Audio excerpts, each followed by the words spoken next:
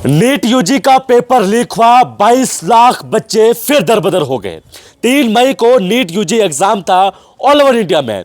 22 लाख बच्चे इस एग्जाम में अपीयर हुए थे, जिसमें जम्मू कश्मीर से तकरीबन 50,000 बच्चे थे।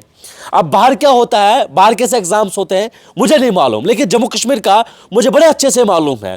डोडा का बच्चा कैसे जम्मू में जाता है, 2 दिन पहले वो जाता है, रेंट उसको पे करना पड़ता है, कमरे का किराया होता है, प्रेशर उस पर कितना होता है। किसी का सेंटर जम्मू में, किसी का उधमपुर में और किसी का कश्मीर में होता है। फिर बाद में सुनने को क्या मिलता है कि पेपर जो है वो लीक हुआ है।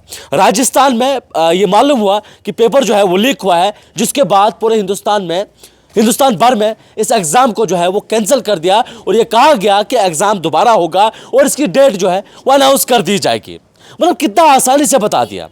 22 लाख बच्चे इस एग्जाम में अपीयर हुए थे, 50,000 जम्मू कश्मीर से थे और बड़ी आसानी से बता दिया कि एग्जाम जो है वो दोबारा होगा। हालांकि ये केस अब सीबीआई को सौंप दिया गया है। सीबीआई इसमें इन्वेस्टिगेट करेगी कि आखिर किसने जो नीट यूजी का जो पेपर है वो किसने लीक किया है। नेशनल टेस्टिंग एजेंसी इस पेपर को कंडक्ट करवाती है।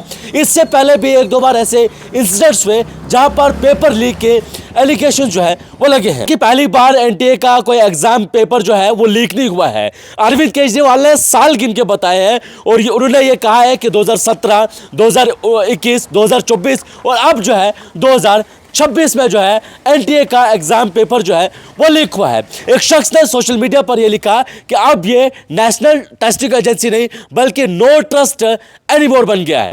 आपको बताएं कि 3 मई 2026 को नीट यूजी का एग्जाम था। मैंने आपको पहले कहा कि 22 लाख बच्चे पूरे हिंदुस्तान भर में जो है 22 लाख बच्चे इस एग्जाम में अपीयर हुए थे। कहा गया कि जो है इसमें जो राजस्थान में एलिगेशंस लगे, राजस्थान में ये मालूम हुआ कि पेपर जो है वो लीक हुआ है। उसके बाद जब ये कंफर्म हुआ तो कंफर्म होने के बाद आज नेशनल टेस्टिंग एजेंसी की जानिब से एक प्रेस रिलीज भी जो है वो जारी की गई है, जिस प्रेस रिलीज में उन्होंने तफसीलन तमाम तर सवालों का जवाब दिया। हालांकि इससे पहले भी कुछ प्रेस रिलीज का जिक्र जो है वो किया गया था, लेकिन किसी को समझ ही नहीं आया था हुआ क्या और नेशनल टेस्टिंग एजेंसी जो है वो कर क्या रही है।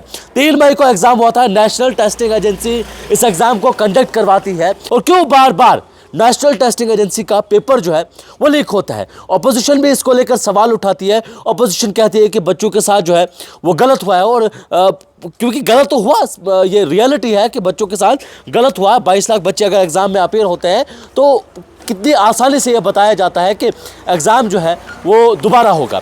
इसमें यह भी कहा गया है कि इसमें एडमिट कार्ड जो है वो दोबारा बनेंगे। एडमिट कार्ड जो है दोबारा बनेंगे, लेकिन जिन बच्चों ने पहले जो बच्चे इस एग्ज़ाम में अपीयर होते हैं उन्हें दोबारा जो है वो फीस नहीं भरनी पड़ेगी। इस एग्ज़ाम में वही बच्चे अपीयर हो सकते हैं, यानी कि जो नेक्स्ट डेट अनाउंस होगी नीट यूजी की उसमें वही बच्चे अपीयर हो सकते हैं। उनके एडमिट कार्ड नहीं आएंगे। वही बच्चे अपीयर हो सकते हैं जिनने इससे पहले जो है वो फॉर्म भरा था या जो इससे पहले एग्ज़ाम में अपीयर हुए थे। वही बच्चे जो है वो दोबारा पेपर दे सकते हैं। 22 लाख बच्चों का एक ही सवाल कि आखिर नेशनल टेस्टिंग एजेंसी में ये जो पेपर लीक हुआ है ये कैसे हुआ है।